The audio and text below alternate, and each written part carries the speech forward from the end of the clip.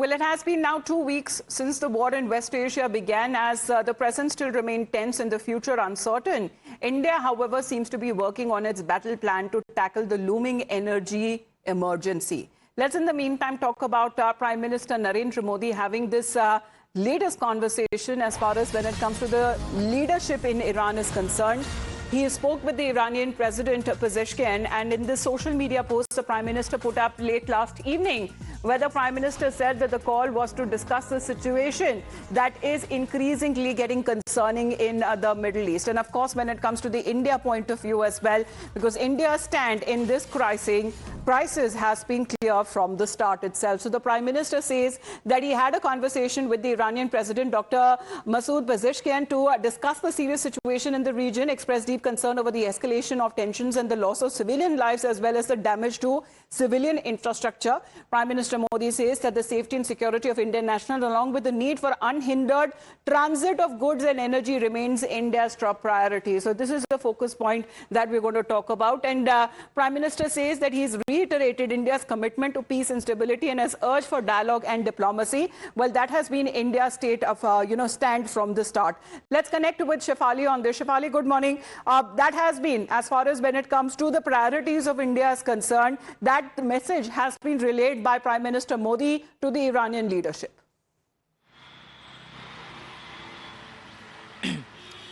Right, a very important phone call held between Prime Minister Narendra Modi and Iranian President Pezeshkian, in which Prime Minister Modi addressed key issues where he said that Indians in Iran and other regions, safety, security of them is the topmost priority. And apart from that, the energy, we know that Strait of Hormuz have been closed by Iran, and it's a significant key factor from where the supply comes to India. So about that as well, he mentioned that it shouldn't be hindered because of the situation that is happening right now, what we are seeing in the Gulf region. So this is a very important telephonic conversation that has happened between the two leaders. All right. So that has been, as far as when it comes to the civilian lives that has been lost, civilian infrastructure that has been damaged, the concern that has been raised by India, but also when it comes to the call for dialogue and diplomacy, that has been urged by Prime Minister Modi, because this call comes after a series of diplomatic interactions that have happened between India and Iran. And at all levels. What we are looking at when it comes to the foreign ministers of both countries have spoken as well. Government sources suggest that India is negotiating with Iran to get a safe passage for Indian vessels that are currently stranded in the Persian waters. The talks are underway with the final call yet to be taken. Meanwhile, seeking to allay the fears, the Union Petroleum Minister Hardeep Singh Puri spoke in Parliament, and he has assured that there is no shortage of petrol, of diesel, of kerosene, ATF, or even fuel oil. In the last 5 days, LPG production has been increased by 28% through refinery directive, and further procurement is actually underway. Modi government's foremost priority is that the kitchen of India's 33 crore families, especially the poor and the underprivileged, do not face any shortage. Domestic supply is fully protected and the delivery cycle is unchanged. So as far as these developments are now concerned, what we are now looking at has been the statements that have, and the assurances meanwhile, that have been coming in from the government side. So assurance once that talks about Indian sources saying that the country sources the crude oil from at least 40 nations that we are looking at, because that will allay the fears as well. And there is no shortage of petrol, fuel, oil. Even when it comes to air turbine fuel, we are looking at there is no shortage in that asset, especially when it comes to petrol, diesel, kerosene is something that has been highlighted by the minister in the parliament yesterday, and saying that the supply of crude position is also secure. The minister said that the LNG cargoes are arriving via other routes. So it is not just Strait of Hormuz, which has been this critical choke point that is being, only used. However, the strait is shut, but India is diplomatically handling the situation. We've already seen when it comes to an India-bound tanker that arrived in the state yesterday. And as far as when it comes to the non-Hormuz Sourcing, however, that has now been amped up, that has been increased, and this assurance that is also coming in that nearly 28% of the LPG that is produced in India, that has also now been increased, that has now been amped up, and this assurance is coming in from multiple refineries that has now been asked to maximize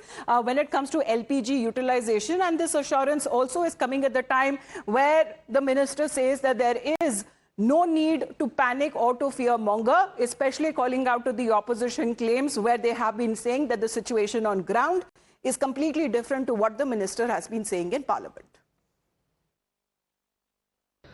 External Affairs Minister and Foreign Minister of Iran have had three conversations in the recent days.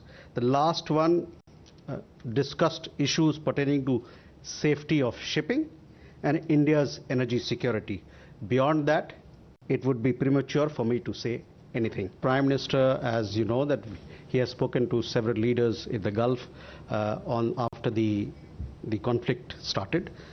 In these conversations, he stressed on the need for dialogue and diplomacy so that early